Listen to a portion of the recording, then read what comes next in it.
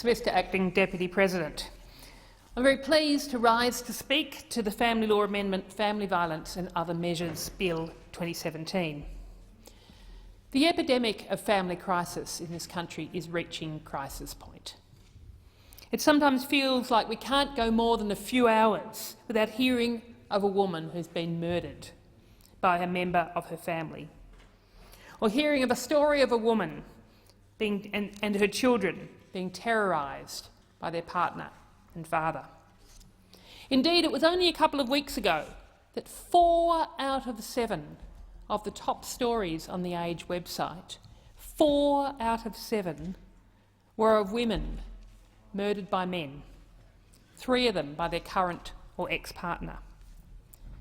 Now, we know that domestic and family violence doesn't discriminate. It affects people from every walk of life, and it disproportionately affects women.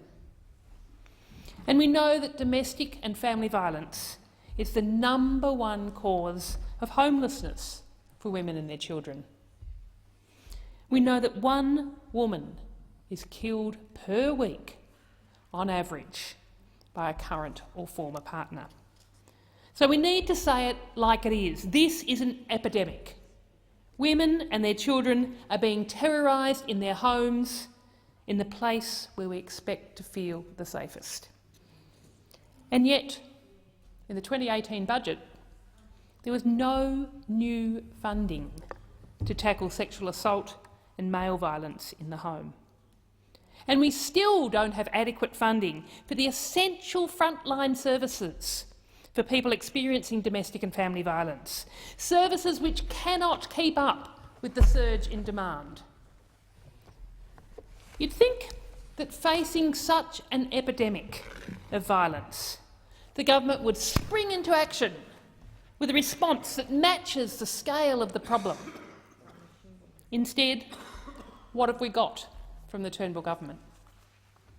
We have an amendment to the Family Law Act that's got no increase in resources for its implementation. There's a lot of good in this bill. The aims of this bill are good, but the practical effect of this bill will shift the existing cumbersome workload from one court that has got more work than it can handle to another court, and without any extra resourcing. You cannot solve the epidemic of family violence by passing some amendments to a bill without investing resources into implementation.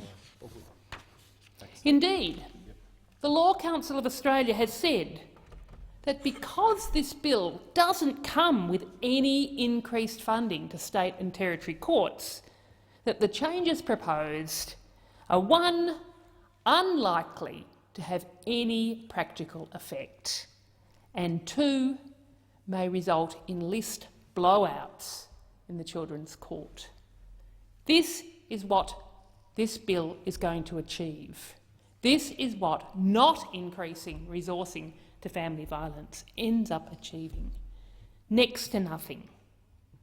The Greens want to see our courts and legal aid services to be appropriately resourced. They must be appropriately resourced to adapt to the changes proposed by this bill. And on top of that, the officers of the court must be appropriately trained in family law. And they must also be trained so that they can appropriately interact with children and young people, many of whom have experienced trauma. This requires extra resourcing. That extra resourcing is not there as part of this legislation. Changing elements of the law that are proposed in this bill, it's a positive step, but it is largely redundant if the courts and the legal services are not given the resources that they need to implement these changes and to do their jobs properly. 1 woman is killed per week, on average, by a current or former partner. We must strive to honour their memories through action. And that means investing in the legal services, investing in the crisis centres and preventative programs that save lives, and improving and investing in the legal system and the courts to ensure that survivors of family violence are given the safety and the justice that they deserve.